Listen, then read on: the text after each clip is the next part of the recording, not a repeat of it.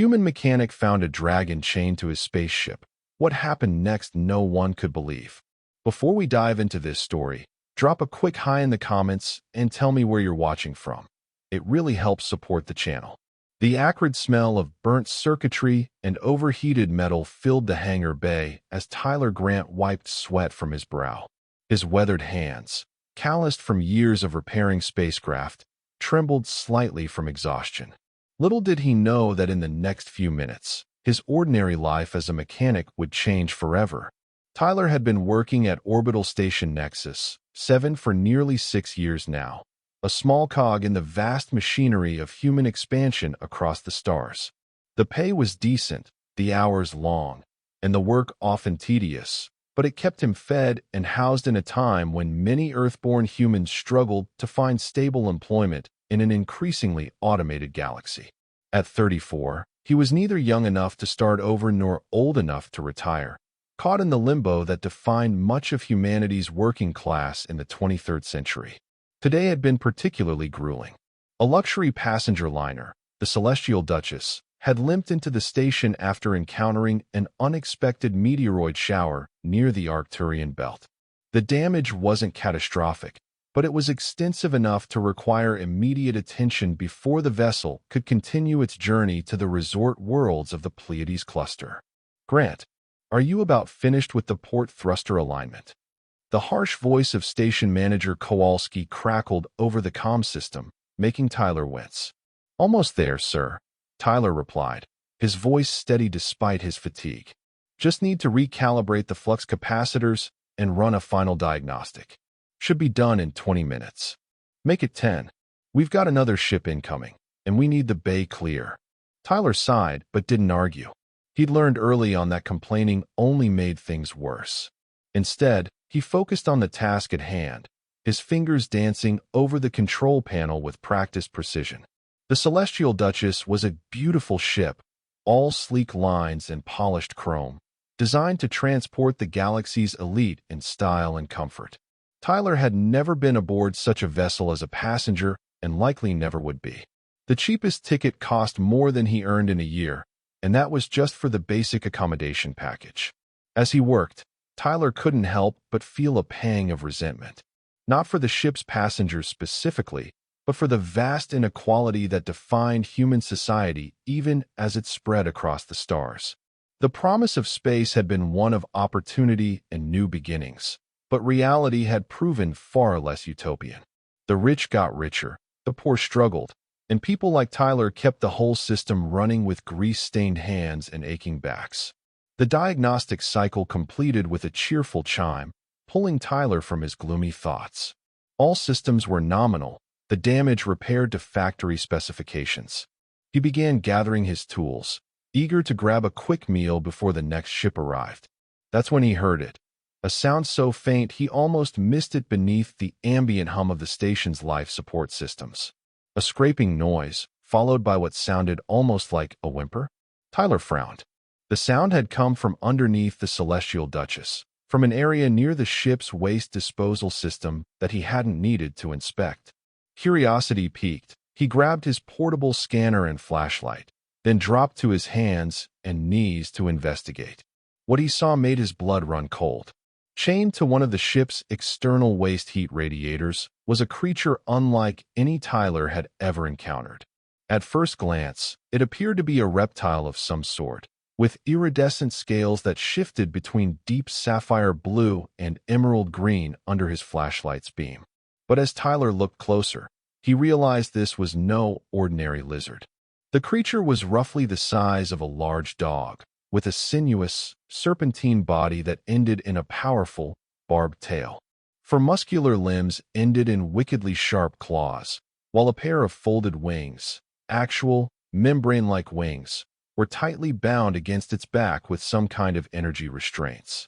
But it was the creature's head that truly marked it as something extraordinary, elongated and elegant, with a row of crystalline spines running from its crown down its neck, and eyes, intelligent, frightened eyes, that glowed with an inner amber light.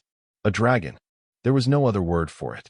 Tyler was staring at a dragon chained to the underbelly of a luxury spaceship. The creature's eyes fixed on Tyler, and it made that whimpering sound again, a noise that seemed to contain both fear and hope. Tyler noticed that its scales were dull in places, and what appeared to be burns marked the delicate membrane of its wings where the energy restraints touched them. "What the hell?" Tyler whispered, his mind racing. Dragons were mythological creatures from Earth's ancient past, not real beings that could be chained to spaceships.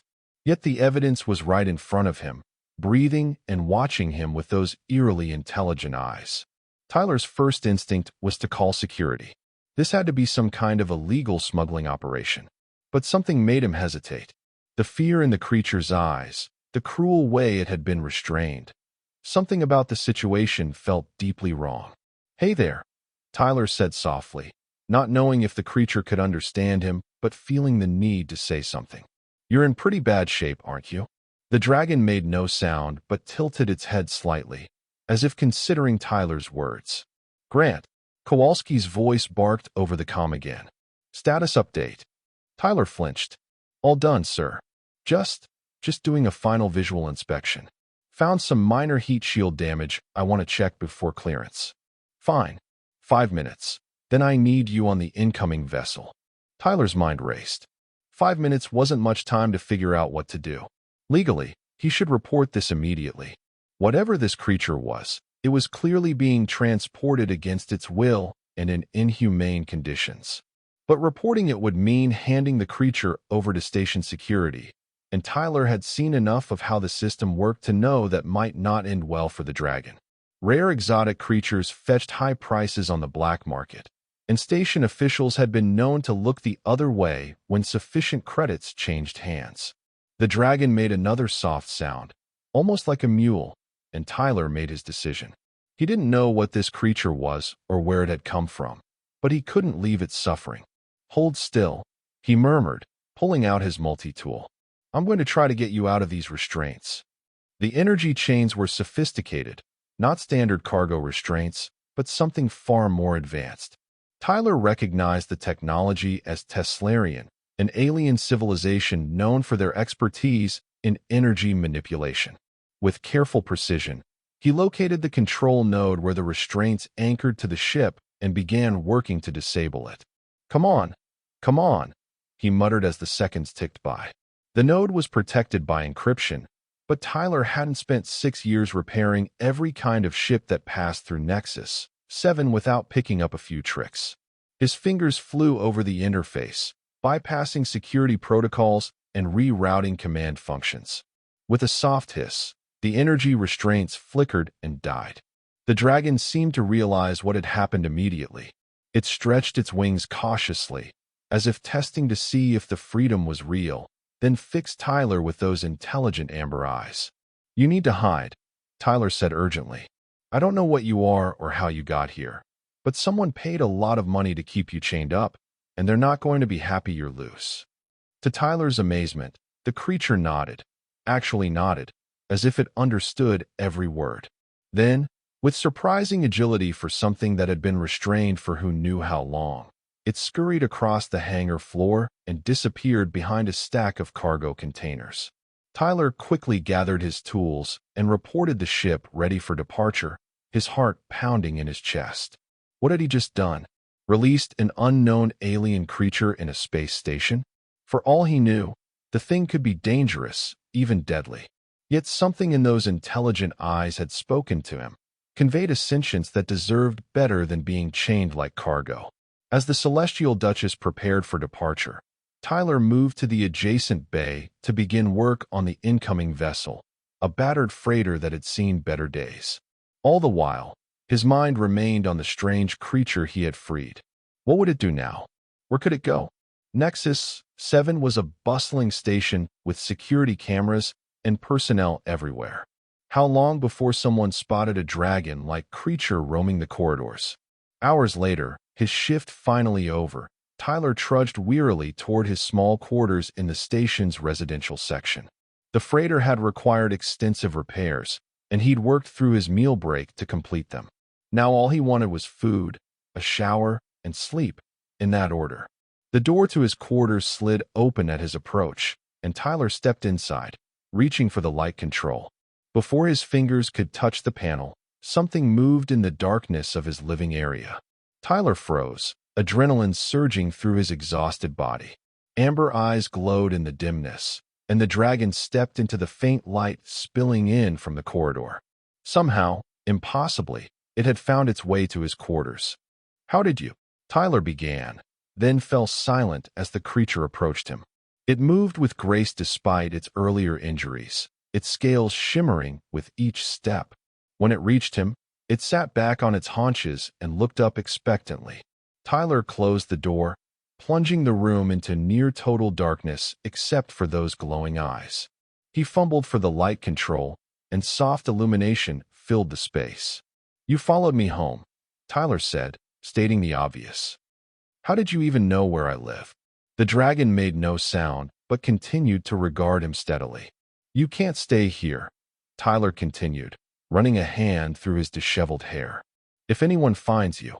The creature tilted its head again, then did something that made Tyler's jaw drop. It raised one clawed forefoot and traced a pattern in the air. A faint trail of luminescent energy followed the movement, forming symbols that hung briefly in the air before fading. Tyler blinked, wondering if exhaustion was making him hallucinate. "Did you just try to write something?" The dragon nodded emphatically. "You're intelligent. Properly intelligent." Tyler's mind reeled with the implications. This wasn't just some exotic animal. This was a sentient being capable of communication. "Can you understand everything I'm saying?" Another nod. "But you can't speak our language?" The dragon shook its head, then gestured toward its throat with a claw. "Right, different vocal apparatus," Tyler muttered. He glanced around his small quarters, then grabbed a datapad from his cluttered desk. "Here, can you use this to communicate?" He opened a simple text program and placed the pad on the floor. The dragon approached cautiously, examined the device, then extended a foreclaw and began to tap on the screen with surprising dexterity. Tyler watched in amazement as words appeared. "Thank you for freeing me." "You're welcome," Tyler replied automatically, still struggling to process what was happening. "What? Who are you?" More tapping. "My name is Lithorax. I am a Kelphoran." "A Kelphoran," Tyler repeated. "I've never heard of your species. Few humans have. My homeworld is far from your explored space. How did you end up chained to that ship?" The dragon, Lithorax, seemed to slump, its wings drooping slightly as it typed. "I was captured by hunters. Sold to collector who owns that ship. Rare specimen for private collection." Tyler felt a surge of anger. Slavery had been officially abolished throughout known space for centuries, but the practice continued in various forms, especially in the trafficking of exotic specimens for wealthy collectors.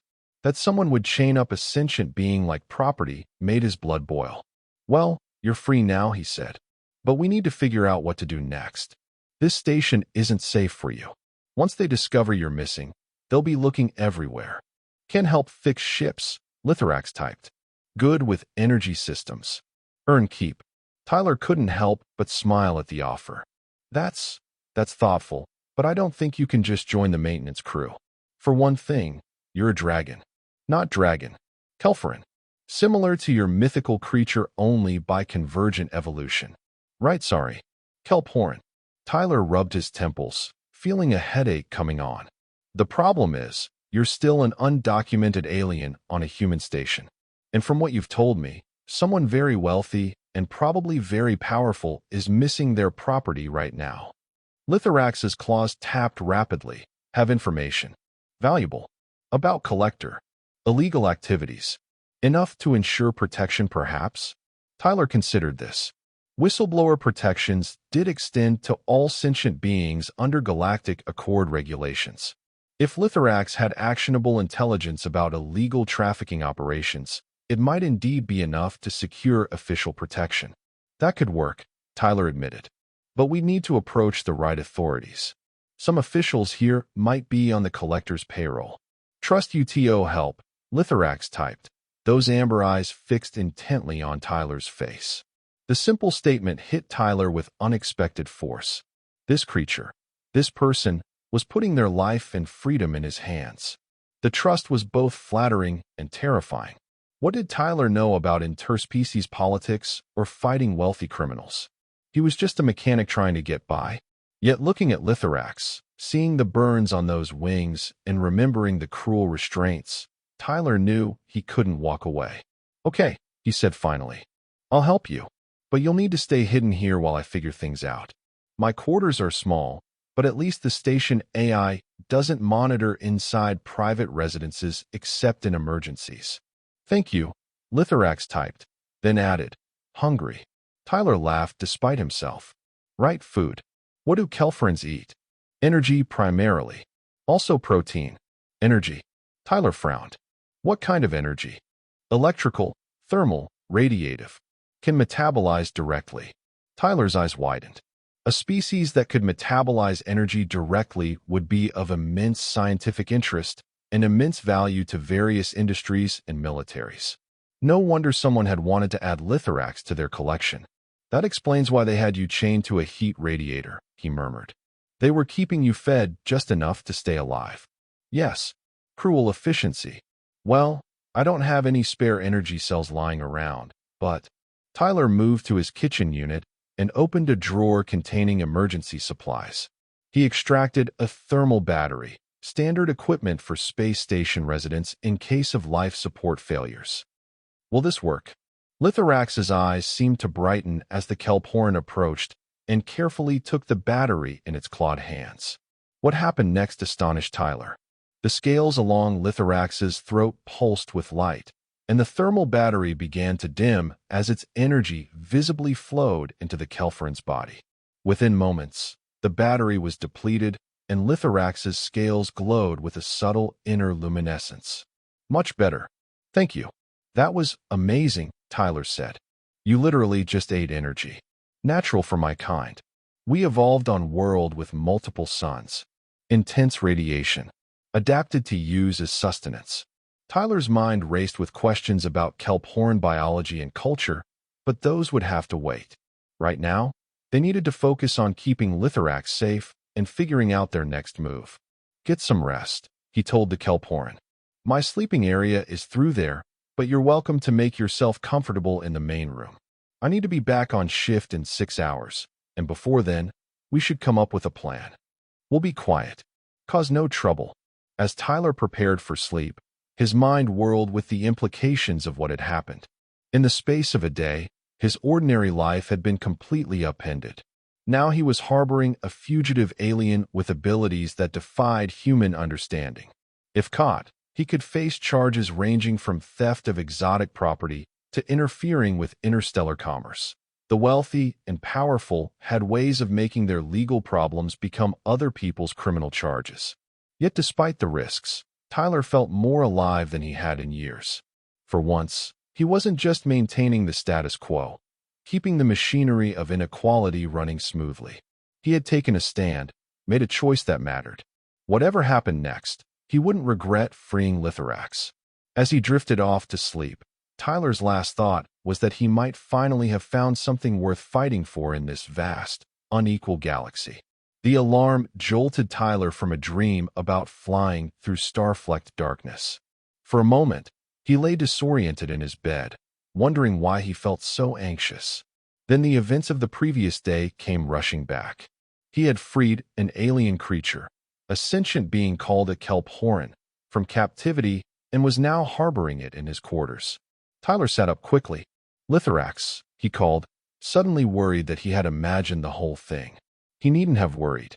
As he stepped into his living area, he found the Kelphorn curled in a neat coil on his threadbare couch, wings folded tightly against its back. At the sound of Tyler's voice, those amber eyes opened, glowing softly in the dim morning light. "Good morning," Lithorax typed on the datapad still resting on the floor. "Morning," Tyler replied, moving to his small kitchen unit to prepare a quick breakfast. "Did you sleep okay?" "Yes. Comfortable after long confinement." As Tyler ate his synthesized eggs and protein toast, he and Lithorax began discussing their options. The station would be waking up to full activity soon, and they needed a plan. "I've been thinking," Tyler said between bites. "The collector who had you. Do you know their name or any details that could help identify them? Lithorax's claws tapped thoughtfully on the datapad. Name is Varaxis Dorn. Very wealthy. Owns multiple corporations and several private planets. Collection of rare specimens from across galaxy kept on estate on Lemuria Prime. Tyler nearly choked on his toast. Varaxis Dorn? The Varaxis Dorn? Founder of Dorn Industries and personal friend of half the Galactic Council? Yes, that one. Well, that complicates things. Tyler ran a hand through his hair. Dorn wasn't just wealthy. He was one of the most powerful individuals in explored space, with political connections throughout human and alien governments alike. Taking on someone like Dorn it's not something people like me do and live to tell about it. Understand risk. We'll leave if you wish. Find own way. The offer was clearly sincere, but Tyler could see the fear behind Lithorax's calm exterior. Where would a kelp horn go in human space? How long before Dorn's agents found and recaptured the valuable specimen? No, Tyler said firmly. I got you into this, and I'll see it through. But we need to be smart about it. He thought for a moment. You mentioned having information about Dorn's illegal activities. What exactly do you know? During captivity, observed much. Dorn collects more than rare species. Deals in prohibited technologies. Biological weapons. Manufactured diseases. Sells to various parties regardless of political affiliation or intent. Tyler whistled low. That's high-level contraband. The kind of stuff that violates multiple galactic accords. Yes, have seen shipment schedules, client lists, financial records, all memorized. You memorized his illegal transaction records? Tyler asked incredulously. Kelfrin memory different from human. Eidetic. Perfect recall. Another reason why Lithorax would be valuable to someone like Dorn, not just as an exotic specimen, but as a living data storage device that could memorize sensitive information without leaving digital traces. That kind of evidence could definitely bring down someone even as powerful as Dorn, Tyler admitted. But we need to get it to the right people, someone who can't be bought off and has the authority to act on it. Tyler's comm unit chimed, displaying a message from station management. He was required to report to Bay 12 immediately. A priority repair job had come in overnight. His stomach sank as he read the details. It's the Celestial Duchess, he told Lithorax. It's back at the station reporting technical difficulties with its waste heat system. Lithorax's scales seemed to pale slightly. Looking for me. Almost certainly, Tyler agreed. They probably discovered you were missing when they reached their next port. Now they're retracing their route. What will you do? It was a good question. Tyler was expected to report to work as usual, to fix the very ship from which he had freed Lithorax. If he called in sick or otherwise avoided the assignment, it would raise immediate suspicions. I'll go, he decided. I need to act normal. Maybe I can learn something about what they know or what they're planning. He glanced at Lithorax. You need to stay here, out of sight. Don't answer the door, don't make any noise. The quarters are soundproof to a degree, but not completely. We'll be silent as space. Tyler quickly dressed in his work uniform and gathered his tools. Before leaving, he placed additional thermal batteries within Lithorax's reach. In case you get hungry, he explained. I'll be back as soon as I can. As Tyler made his way through the station's corridors toward the maintenance bay, his mind worked furiously. The return of the Celestial Duchess wasn't a coincidence. Someone had noticed Lithorax's absence, and now they were hunting. The question was, how much did they know already? Would they connect the missing kelp horn to the mechanic who had worked on their ship?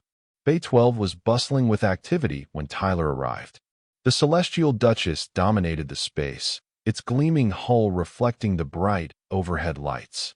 What caught Tyler's attention, however, were the four individuals standing near the ship's main airlock. 3 humans in expensive business attire and 1 tall, spindly alien that Tyler recognized as a Silvari, a species known for their tracking abilities. Station Manager Kowalski was speaking with the group, his usual gruff demeanor replaced by an almost obsequious manner. Tyler approached cautiously, toolbox in hand. Grant, Kowalski said when he spotted Tyler. "This is the mechanic who worked on the Duchess yesterday," he informed the group. One of the humans, a tall, elegantly dressed woman with silver hair and eyes so dark they appeared black, stepped forward. "Mr. Grant," she said, her voice cultured and cold. "I'm Eleanora Vex, Chief of Security for Mr. Varaxis Dorn. It seems we experienced some irregularities with our ship's systems after your maintenance work." Tyler forced his face to remain neutral, though his heart hammered in his chest. "I'm sorry to hear that, Ms. Vex. My diagnostics showed all systems functioning normally when the ship departed." Indeed. Her smile didn't reach those dark eyes. Yet somehow, upon reaching Centauri Station, we discovered that one of Mr. Dorn's valuable possessions had gone missing. A rare specimen secured in the external cargo area. External cargo. Tyler feigned confusion. "I wasn't informed of any external attachments requiring inspection. My work order was specifically for thruster alignment and heat shield repair." Vex studied him with unnerving intensity. Beside her, the Sylvari tracker's multifaceted eyes swiveled independently, scanning the hangar bay. "The specimen in question is extremely valuable," Vex continued. "Mr. Dorn is offering a substantial reward for information leading to its recovery. 500,000 credits, to be exact." Tyler's eyes widened involuntarily. 500,000 credits was more than he would earn in 20 years at his current job. It was enough to buy passage off-station, perhaps even acquire a small ship of his own. Freedom, in other words. "That's very generous," he managed. "Mr. Dorn values his possessions," Vex replied smoothly. "Now, we'd like you to perform a thorough inspection of the area where the specimen was secured. Perhaps you noticed something yesterday that might help us understand what happened." It was a trap, of course. They wanted to observe his reaction when confronted with the site where Lithorax had been chained. Tyler nodded professionally, though his mouth had gone dry. "Of course. I'll need to access the underside of the ship." As Tyler moved beneath the Celestial Duchess with Vex and the Sylvari tracker following closely, he forced himself to think like the mechanic he was. What would he normally notice? What would be significant from a technical perspective? The area where Lithorax had been restrained showed clear signs of tampering. The control node for the energy restraints had been hacked, leaving electronic traces that any skilled technician would recognize. There was no point pretending not to see it. "This control node has been tampered with," Tyler reported, pointing to the obvious access marks. Someone with technical knowledge bypassed the security protocols. It wasn't physical damage or system failure. This was deliberate. Vex's expression hardened. "Can you tell who did it?" Tyler shook his head. "The method is pretty standard for bypassing Teslarian encryption. Anyone with decent technical training could have managed it." He paused, then added, "I'm surprised to see Teslarian restraint technology on a luxury liner. That's military-grade equipment." "Mr. Dorn has many business interests," Vex said dismissively. "The specifics are not your concern." The Sylvari tracker had moved away from them, its long, jointed limbs carrying it effortlessly across the hangar floor. It paused occasionally, seeming to taste the air with a specialized sensory organ that extended from what passed for its face. "Trace elements detected," the tracker announced, its voice a series of clicks and whistles translated by the vocoder attached to its thorax. "Kelporan biosignature present. Trail leads toward maintenance exit C7. Tyler kept his face carefully blank. Exit C7 was indeed the one he had used after his shift yesterday, the most direct route back to the residential sections. "How interesting," Vex murmured, those dark eyes returning to Tyler. "That's the staff exit, isn't it, Mr. Grant?" "It's one of several," Tyler replied evenly. "Most maintenance personnel use it after shifts since it's closest to the crew quarters." "And where were you after completing work on the Duchess yesterday?" "I had another ship to repair, a freighter in Bay 14. After that, I went to my quarters. You can check the station logs. They track all personnel movements." Vex smiled thinly. "Oh, we intend to. For now, thank you for your assistance, Mr. Grant.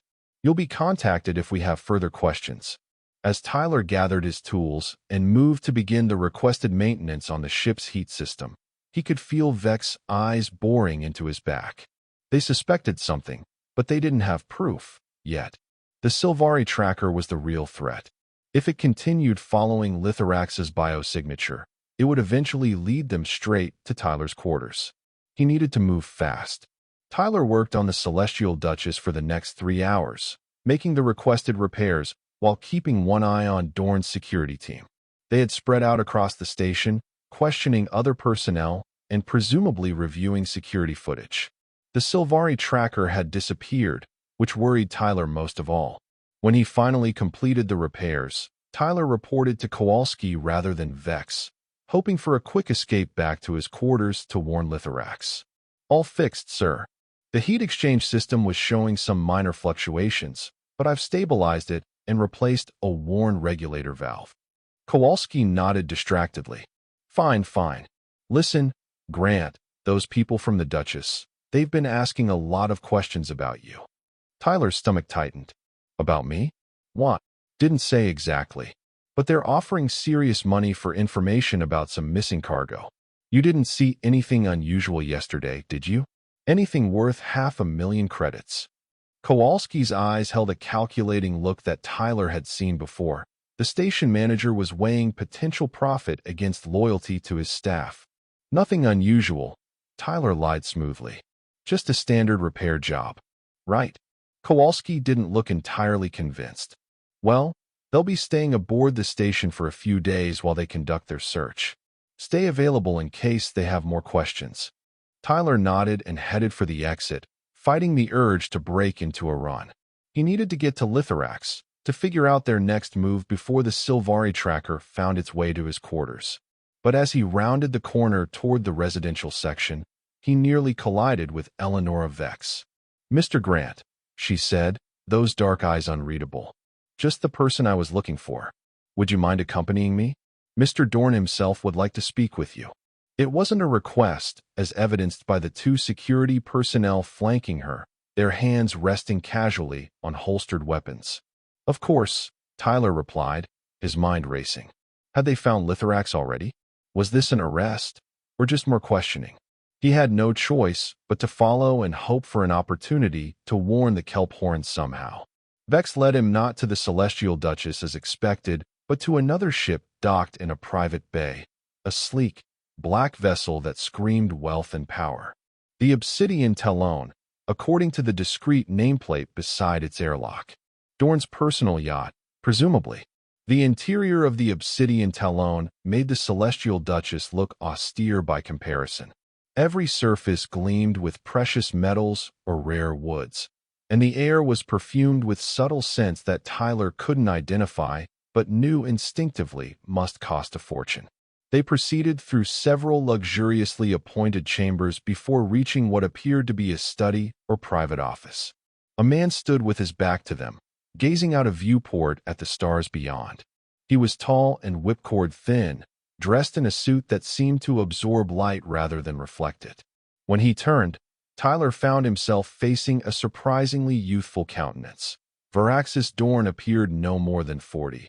Though rumor had it he was well over a century old, his life extended by the most advanced medical technologies money could buy. "Mr. Grant," Dorn said, his voice soft yet commanding. "Thank you for joining me. Please sit." Tyler remained standing. "I prefer to stand, if it's all the same to you, sir." Dorn's lips curved in a small smile. "As you wish." He gestured to Vex and the security personnel, who exited silently, leaving Tyler alone with one of the most powerful men in the galaxy. "You know why you're here, I assume?"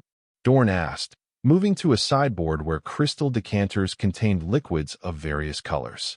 "Ms. Vex mentioned something about missing cargo," Tyler replied cautiously. "Indeed." Dorn selected a decanter containing an amber liquid and poured a measure into 2 glasses. He offered one to Tyler, who declined with a slight shake of his head. Dorn shrugged and placed the rejected glass back on the sideboard. "Not just any cargo, Mr. Grant. Something unique. Irreplaceable, one might say. I'm just a mechanic, Mr. Dorn. I fix ships. I don't know anything about cargo, especially not the kind that gets transported on vessels like yours."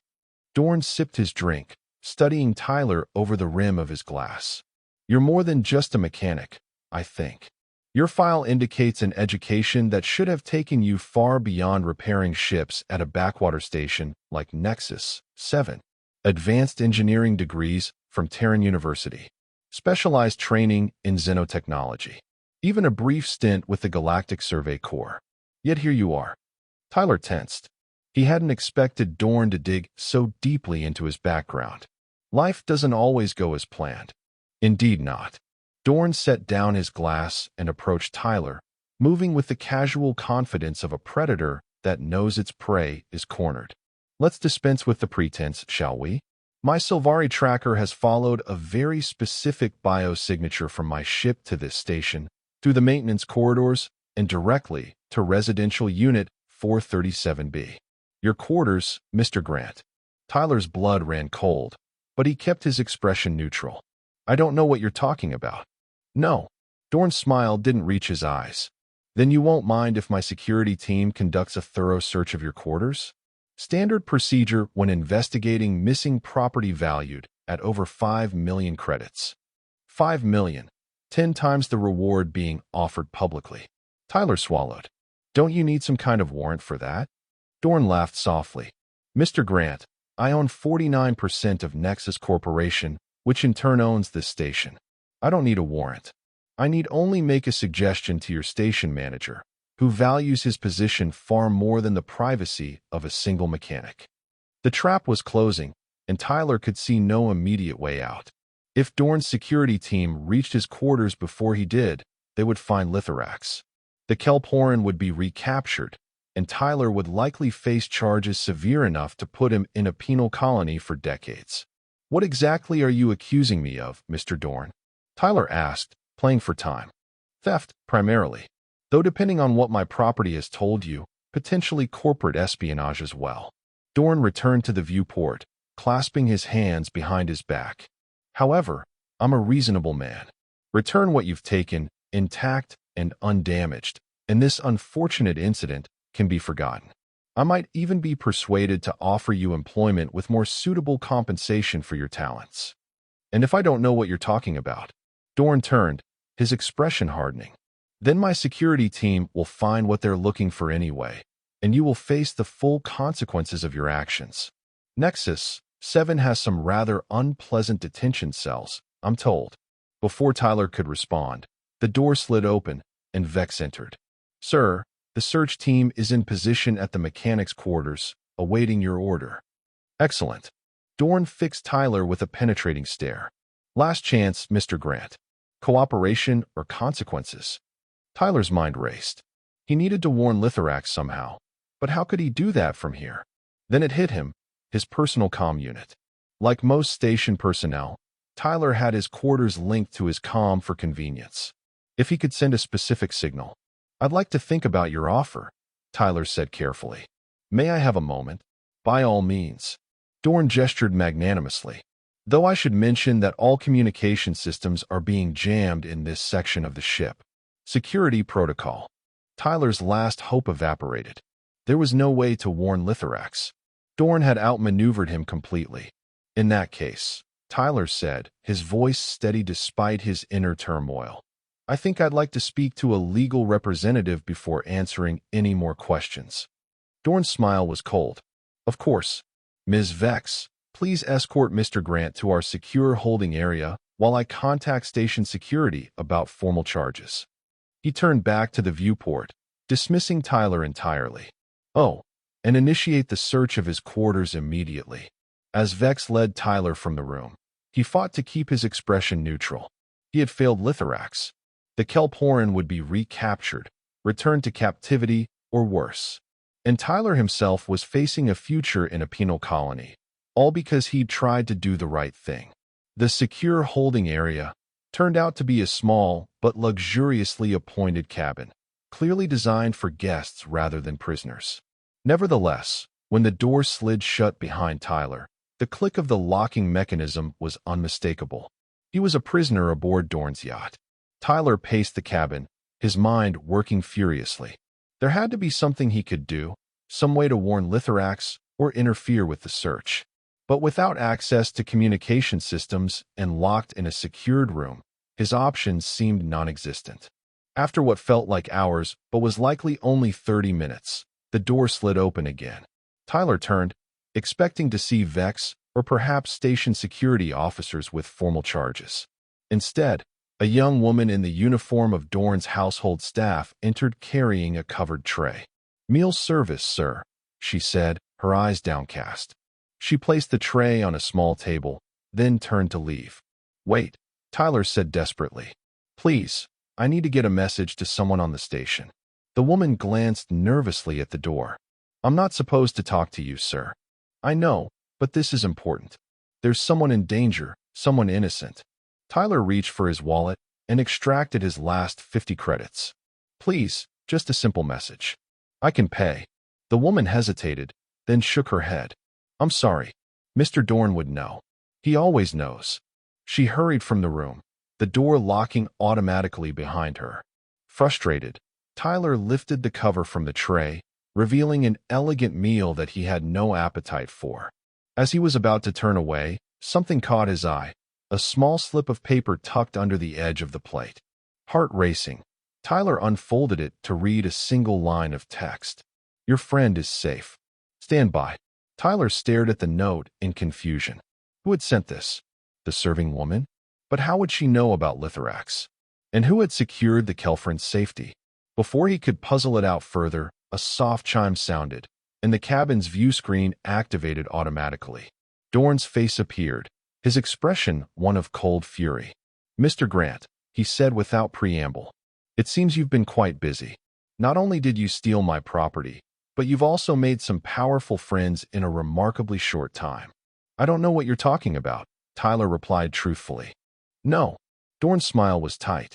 "Then perhaps you'd be interested to know that when my security team reached your quarters, they found not a kelp horan, but a formal injunction from the Galactic Council's Special Commission on Sentient Rights, declaring the being known as Lithorax a protected person under Statute 477(b) of the Galactic Accord.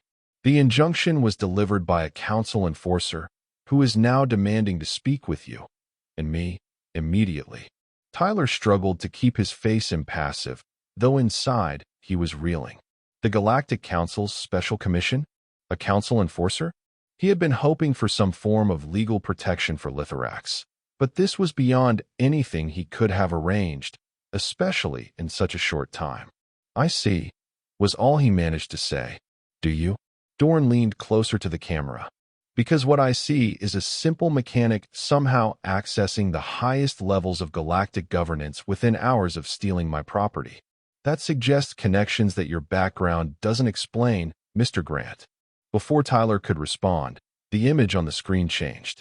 Dorn was pushed aside, replaced by a stern-faced woman in the distinctive midnight blue uniform of a Galactic Council enforcer. Her silver insignia marked her as a commander, one of the highest ranks in the enforcement division. "Tyler Grant," she said, her voice carrying the unmistakable authority of someone used to being obeyed. "I am Commander Lyra Dalton of the Galactic Council's Enforcement Division. By the authority vested in me by the Council, I am ordering your immediate release from custody and your presence at a formal hearing regarding the sentient being identifying itself as Lithorax of Kelfra." Behind her, Tyler could see Dorn's face contorted with barely suppressed rage. Whatever was happening, it clearly wasn't part of the billionaire's plan. "Mr. Dorn is reluctant to comply," Commander Dalton continued, "but he has been reminded that interference with a council enforcer carries penalties that even he would find difficult to overcome. You will be released within 5 minutes. Meet me in Docking Bay 7. The screen went blank. True to the commander's word, less than 5 minutes later, the door to Tyler's cabin slid open. A visibly seething Eleonora Vex stood in the corridor. "You're free to go," she said through clenched teeth. "For now? But Mr. Dorn wants you to know that this isn't over." Tyler nodded calmly, though his heart was racing. "I'll keep that in mind." Escorted by 2 of Dorn's security personnel, Tyler was led off the Obsidian Talon and onto the station proper. They took him directly to Docking Bay 7, where an impressive vessel was docked, a Galactic Council cutter, its hull bearing the distinctive silver and blue markings of the Enforcement Division. Standing at the foot of the cutter's ramp was Commander Dalton, looking even more imposing in person than she had on the view screen. Beside her, to Tyler's immense relief, stood Lithorax, unrestrained and seemingly unharmed. "Mr. Grant," Commander Dalton said as Tyler approached. "Thank you for joining us promptly." "I didn't have much choice," Tyler replied, his eyes fixed on Lithorax. The Kelfrin's amber eyes seemed to brighten upon seeing him. "Few do when the Council is involved," Dalton acknowledged with the ghost of a smile. "Please, come aboard. We have much to discuss, and Nexus 7 is no longer safe for either of you." Tyler hesitated. "I don't understand what's happening. How did you find Lithorax? How did you know about the situation?" Commander Dalton glanced at the Kelp-Horan, then back to Tyler. "That will all be explained once we're underway. For now, know that you're under the protection of the Galactic Council, as is your friend here." Given the alternative, facing Dorn's wrath without protection, Tyler didn't see that he had much choice. He nodded and followed Commander Dalton up the ramp into the cutter, with Lithorax walking beside him. Once they were aboard and the vessel had disengaged from the station, Tyler was led to a comfortable briefing room.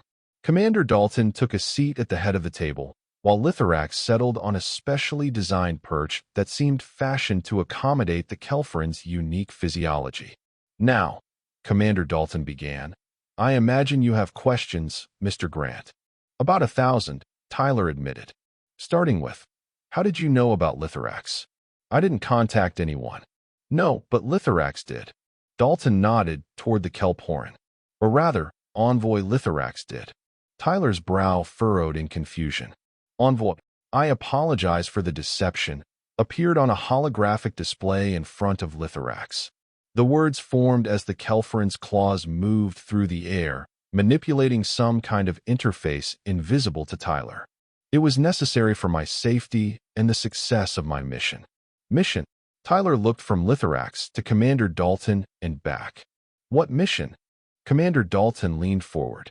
"Mr. Grant, what you stumbled upon was not simply a case of exotic animal trafficking, though that was the cover story we allowed to circulate.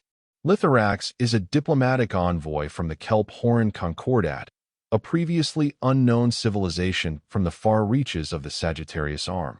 The Concordat has been observing humanity and other known species for some time, evaluating us for potential contact and alliance." Tyler sat back, stunned. "But the chains, the burns." Lithorax was being held captive. "That part was unfortunately very real," Lithorax communicated. "I was captured by Dorn's agents during my observation mission. My stealth systems failed during a solar flare, exposing my presence. They assumed I was merely an exotic creature of some value. Dorn had no idea what he actually had," Commander Dalton added. "Which was fortunate. The Kelp-Horan Concordat possesses technologies far beyond current galactic standards. If Dorn had realized what Lithorax represented, the situation would have been much worse." Tyler struggled to process this information. "So when Lithorax followed me to my quarters, I needed to contact my people, but my communication implant was damaged during capture. I required time to repair it and signal for extraction. You provided that time, Tyler Grant. You saved my mission and potentially the future relationship between our species."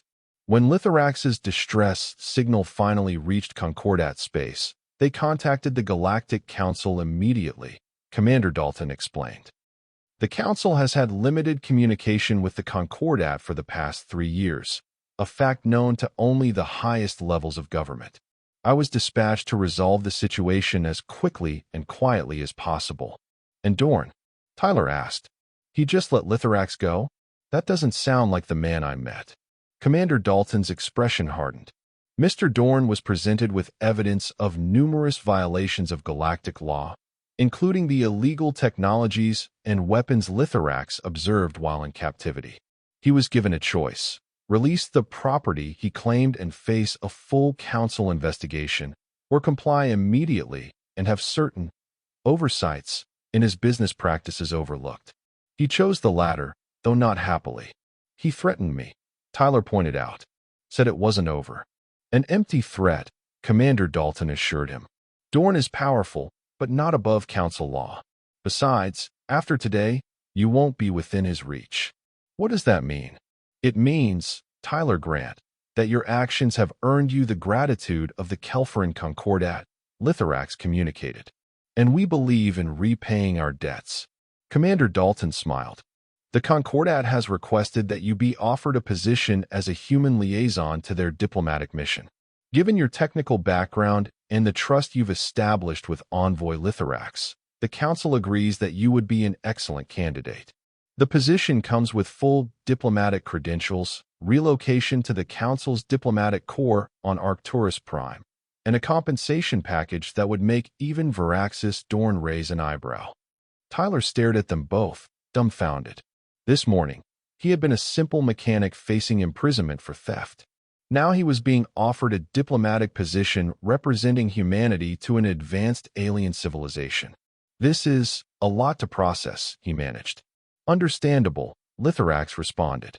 But know this, your compassion when you found me, your willingness to help a being different from yourself at great personal risk. These are the qualities that make humanity worth knowing. These are the qualities my people hoped to find. Tyler looked at the Kelphoran, the being he had thought of as a dragon chained to a spaceship just yesterday. He saw intelligence in those amber eyes, yes, but also something he recognized, gratitude, respect, perhaps even friendship. I'm just a mechanic, Tyler said softly. Not anymore, Commander Dalton replied. Now you're a diplomat. If you accept, of course. Tyler thought of his life on Nexus 7, the endless repairs, the casual indignities, the feeling that he was just maintaining a system of inequality rather than changing it. He thought of the risk he had taken in freeing Lithorax, and how alive that choice had made him feel. Then he thought of the possibilities that lay ahead. New worlds, new species, the chance to be part of something truly important. The chance to represent the best of humanity. When do I start? He asked. Immediately, Lithorax communicated, those amber eyes gleaming with what Tyler now recognized as pleasure. We have much to learn from each other, Tyler Grant. And I believe your people have an appropriate saying for such occasions. What's that? Tyler asked. The adventure is just beginning. As the Galactic Council cutter accelerated away from Nexus 7, leaving behind the only life Tyler had known for 6 years, he realized that Lithorax was right. This wasn't an ending, but a beginning. Not just for him, but potentially for humanity itself. All because a human mechanic had found a dragon chained to his spaceship and chosen compassion over caution, kindness over convention. Sometimes, Tyler reflected as stars streaked past the viewports, the simplest choices had the most profound consequences. And sometimes, what happened next, no one could believe. And that was the end of the story. If you listened all the way to here, don't forget to leave feedback about what you thought of the story in the comments, whether positive or negative. Your feedback helps us improve. Also leave your like and subscribe to the channel for more stories like this one. And I'll leave here on the screen another video that I'm sure you'll like. Big hug, and see you in the next story.